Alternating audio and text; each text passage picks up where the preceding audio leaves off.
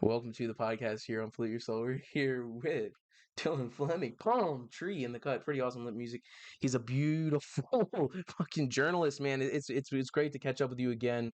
I would consider him a friend at this point. We talk a lot every now and then on the phone, and he's just a respected journalist in the underground music community and underground a lot of other stuff. You do a lot of other journalism too, which we'll talk about. You're just in general a pretty talented journalist, more than pretty, a very talented journalist. You know what I'm saying? Thank you for coming on the show again. I'm really looking forward to talking with you again. Oh, my brother, it's always a pleasure. We've been tapped in for a while. I consider you a homie, and it's a beautiful thing to watch your career blossom and watch you rub shoulders with some of the greats. And, I love sitting down with, my fellow people in the podcasting and the media side. I feel like we come together as Voltron and we are like the Yeah, Mount Rushmore of this underground. So it's just us doing what we do. yeah, exactly. We always gotta stick together. And your channel has blossomed in a different way. I mean, it already kind of blossomed when I was discovered you, but you've gone a different route with your journalism, and you've started to cover the adult entertainment industry. How did you kind of get Right. into thickness protection program and then eventually I detox? I'll get to that in a second, but I want to say thank you to the over 2K subscribers I have. And although to some that number may seem small, for somebody who does not consider himself a YouTuber, I feel like my channel is kind of like the little engine who could, is like just enough traction to keep going at it, going at it, going at it. And I don't Yeah. consider myself a YouTuber because a YouTuber uploads every single day, several times a day. That's not what I do. I use the platform to promote my content, yeah, to showcase my content. But as far as like a career on there, that's not me. And I don't want to disrespect those who work hard to put this out. Your question was, how did I start thickness protection program? Well, Palm had been around for a few years. Let's take it back to 2017. And first of all, I had been saying that line for years, like since college. People would be like, "You like them thick girls, don't you? Yeah, you like the big girls." I'd be like, "Yeah, for sure. I'm in the thickness protection program." And then, and then it just stuck. But I'm a fan of the big ladies. What could I say? Then I started just all it took was a couple follow backs on Twitter. And in 2017, I interviewed adult actress by the name of Christy Live. We did one for Palmcast on SoundCloud. And then, for her, it was like she was already in my world. In addition to being a triple X actress, she was also a hip hop artist. And she had a song with somebody I know. And she had a clothing line, so it was like she was already, in my world. But from there, a couple years later, like a few years later, pandemic came and went. Then I had interviewed uh a few more, and there was always like a loose hip hop connection, Yeah. whether it was like, for instance, shout out to Ms. Mamacita Tootsie. Like she had a song with somebody, with an artist named Baby Girl, who I had on Palmcast literally the day before. And then like Julie Ginger had posted a GIF. So I interviewed her, that was great. We formed a friendship. Then Julie Ginger, like, uh she posted a GIF of, the rapper from Minneapolis, POS, who used to be signed to Rhymesayers. She Yeah, posted a GIF of POS in between her butt cheeks. I'm like, damn, why you got to do my man POS like that? that's funny. And then the next thing I put on my story was like, I think it's about time I do another BBW interview. And at that point, me and Tootsie had already interviewed Aston Martin. This was last year in January, is when I got Julie Ginger on. And then I told her, if you guys go back and watch that interview with Julie Ginger, I told her, I was like, if I keep going with this, I'm gonna start a separate thing called Thickness Protection Program. She's like, I Yeah. like it.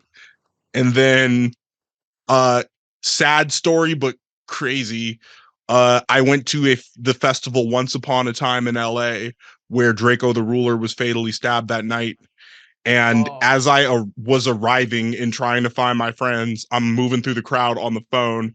I see Monique Leslie walk by in passing, and I couldn't quite remember her name, but I'm like, there go one of them Plumper Pass girls. You need to get an interview in with her. Puffer Pass. If you know, you Yeah, know. If you know, you know. if you know, you know. And I sometime after I found her Instagram, I sent her an email, and then she brought another adult actress named Chanel Barbie. And the thing is that that was more than an interview. That was like a catalyst for like really setting the bar high for me coming into the adult entertainment industry, coming from music. Like, okay, this dude's not only like good at what he does, but he's just like cool. Yeah. And it was, if you watch the interview with me, Chanel, and Monique, that's one of my favorite interviews I've ever put out because I am just totally myself. Now I was square as a pool table in that and twice as green because I didn't really know about the sex industry. I did not know about sex worker culture, but I was just naturally asking questions and they were like happy to answer. Um, and yeah, I became friends with both of them afterwards. And I was just texting Chanel yesterday, and I'm still like cool with Monique, of course. So if you actually go watch my Sea Thick blog from when I was in New York, shout out to my boy Pipeswell Productions. When I was at his BBW boat ride, yeah, Monique was in that vlog too. So it's good to see everybody. A lot of the girls who've been on TPP were out there. I gotta ask, like, when you're making a podcast with on thickness protection program, like, what would you say is like not the reasoning, but more like is it like the curiosity that brings you to do it? Is it like what do you guys like to talk about the most, and what have you like found out is like the best part about doing it? Okay, I'm glad you asked this. Now, when I'm making thickness protection program, my thing is that it's just being able to provide that voice to them, like that platform where it's like they're not being sexualized, and it's like we Mm, can have a cool conversation. And I feel like the interview is done when I get to know the person. Because after many years of interviewing music artists and coming from the underground, like no disrespect to anybody, and I've recently I have unreleased interviews with artists, but how many times are you gonna hear like, oh, my new album this, my new album that, yeah. and after it becomes this, I don't know the word, this like self-serving thing, where everybody just wants gratitude, um Validation and gratitude. Yeah, yeah, yeah, valid, yeah, yes, yeah, yeah, exactly, yeah. everyone wants validation. And I felt that early on with the sex industry it was a little different, where those interviews just felt special because it wasn't like I was getting quizzed on like my knowledge, like, oh, did I study for class, like did I go through this person's discography, you know Yeah. I just felt like it was bringing something new to the table. So that's why I just want to get back on the horse with it. Eventually I have my ups and downs and my bones to pick with the industry and some of sex worker culture, but overall it was a positive experience. It's I'm big on community. This entire brand is focused on community. So, I was disappointed to see in when I got in the industry. Well, wow, I can't even believe I just said that.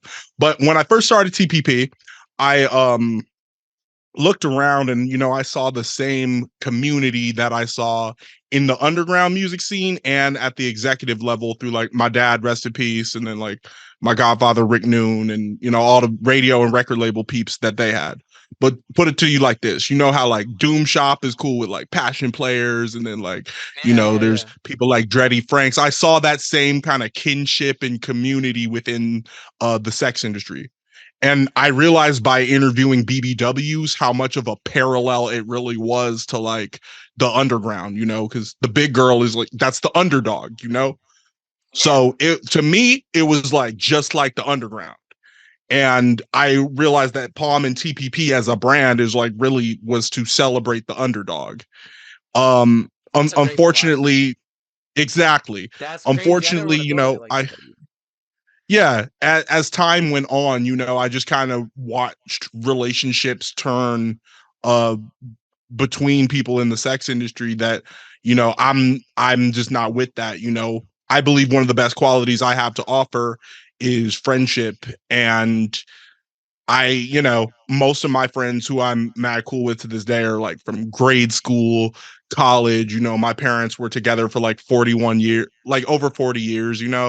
So I just, witnessed, what is real loyalty. And I noticed that like amongst the sex worker crowd, there's not that same type of loyalty. And then you're like, why would there be? Yeah, it is a So different industry, and like there's probably not a lot of like how do I say this?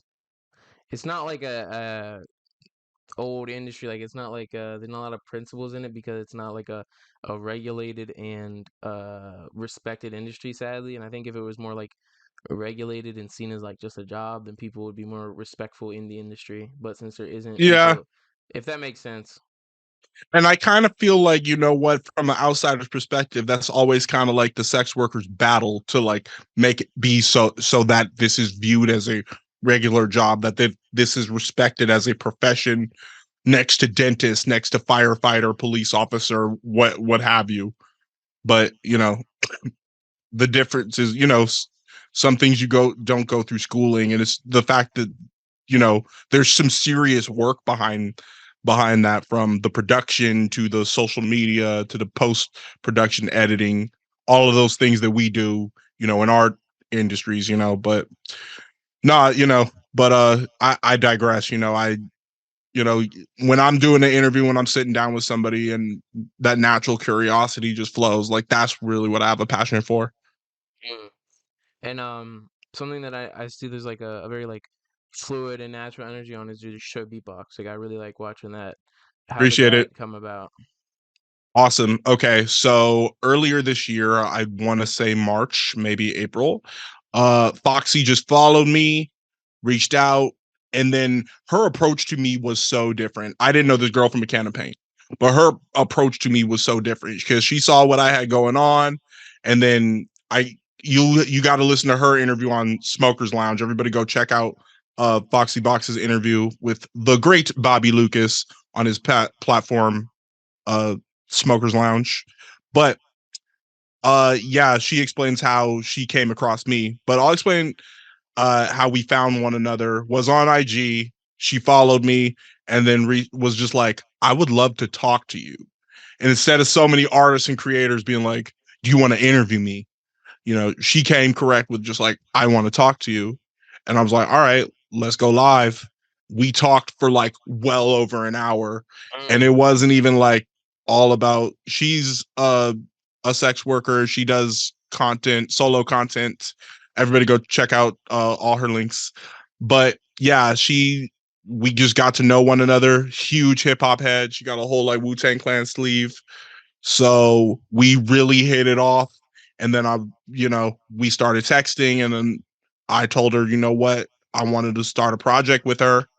Um, Beatbox, you know, to honor like her name, Foxy Box. It just kind of worked. And the way I saw it, I always wanted to have that co-host, and since day one, I was kind of like, what if one of the thickness girls likes, you know, mm. wants to like do a hip hop thing with you? I'm like, that would be the shit. So we got that. I always wanted to add that like live streaming element to the platform. So, we could kind of feed two birds with one scone, you know, be it our music news side, and the sex work side, as far as like that interviewing sex workers, we could kind of, have a little sex appeal and still like have a good hip hop show. Yeah. Um You cover a lot of yeah, range so topics, you know what I mean? that's what it's all about. Thank you, bro. Yeah, and then we also kind of, be it that we both go through a lot of the similar things, but come through from different backgrounds, we added that mental health component in there because of that. So Yeah. yeah, new music and mental health show. Everybody tune in every Wednesday. We are live on. We try to make it every Wednesday, but life happen. A lot of life happens. Every Wednesday, 7 p.m. Pacific time, hosted by myself and Foxy Box Beatbox. That's the thing though, is like I remember we were talking about earlier about like shit to talk about on podcasts, like with like artists or like everybody's like I try to save that stuff like the official release or whatever they're talking about, like the album. I try to save that for either the end or the beginning, get it out of the way, and then go into the. I like to just go into personal stuff. Like I'll be like, well, yeah, what's your favorite Nickelodeon show? You know what I'm saying? Like that's the stuff I like to SpongeBob. talk. Yeah, you know what I'm saying? Like shit like that. That's Yeah. what I want to talk about, and it's like I like that you kind of have a desire to like not make like superficial, just like surface level shit. You know what I mean? Like that's Well, I here's the respect thing. you. I You mean, know? how many times are we going to sit up there and, yeah, no, see, there's good conversation and then there's like good location. And good location might be like, yeah, you might want to do a BET red carpet, or you might want to, go to a Grammy after party and get interviews there. Like Yes. all of those are really good looks. But at the end of the day, is like what type of content is bringing you the most fruit, meaning like is like your most viewed, most popular, your means of selling, and then like what do you really enjoy? And there I did shout out to iHeart BBW at the Chicago Exotica back in April. I was at their booth doing a lot of interviews and I had a great time. Got to know a lot of really cool ladies doing that. So yeah, then so got to do like that red carpet thing, and then like I just kind of want to get back in that habit of like every time I pull up to an event, I'm bringing my interview equipment, ready to get Q&As in, and just like that will be the bread and butter of the channel. But the truth of it is like I look at the channel analytics and like I'm like, you guys just want to see titties. Yeah. That's all it is. You guys just want to see, you know, and I will get you that. I will get you that. I took a break, I'm still grieving over my dad, but I took a break and I still got some pretty cool unreleased interviews. So y'all gonna see. Yeah, yeah, you have definitely have a right to just like recalibrate and like like it totally makes Yeah. sense. You know what I'm saying? Thank Like you. And I'm glad you used that word because this chapter of my life is really about recalibrating. yes, I'm trying to think about the definition of that, but I think I know what it means. You know what I mean? Yeah. It's like a scale. I'm a Libra, so it's like rebalancing. Rebound. Yeah, there we go. That's yeah. Recalibrating is a good word. I'm gonna use that now more. Yeah. There you go. Um. So you went to Camp Flognaw, and I remember, that's obviously Tyler the Creator's thing. We already kind of talked about that, like off camera, how I was like there. But I want to ask, like, Tyler's had an immense longevity thing, and as a hip hop journalist, I want to ask, like, who do you see has the same kind of longevity that keeps their artistic integrity? Okay, I was going to say this. I said I just published the review for Larry June and Carter the Night Shift. The truth of the matter is I noticed that at Flognaw, in between a lot of sets, they were playing Larry June. Mm, And I believe that he is the next hip hop mogul, the next person of this generation to reach that Jay-Z status, of a Jay, of a Pharrell, of a Nipsey. Diddy is in hot water right now, so I kind of don't want to say him, but you guys get what I mean. Um, yeah, I really put my faith into Larry June, and I would love to see Larry June go that festival route to like see community and see like, that artist, all the artists who like free minded fucks with, and, all that, like how me and my partner Anthony Danza, who has a song with Larry, what we call the player wave, kind of see all the player wave artists come together as one, you know. yeah, Would love to see Larry June at like the forefront of that. I gotta check his music out. Like, what's the song you'd recommend for me to check out? I haven't really listened to him before. You haven't listened to Larry June before? I heard of him, but I'll send you a Spotify playlist. But yeah, um, he got a lot of dope stuff. Off the top of my head, though, "Meet Me in Frisco" featuring Black Sea. It's produced by okay, Cardo. It's I know one of my Cardo favorite is yeah, songs to run errands to. yeah. Well, thank you for coming on the podcast. Do you have any other announcements about new content that you could talk about before we wrap this up? Lots and lots of reviews. If you need your music reviewed, you need to send me a DM on Instagram. That's at _PA.LM.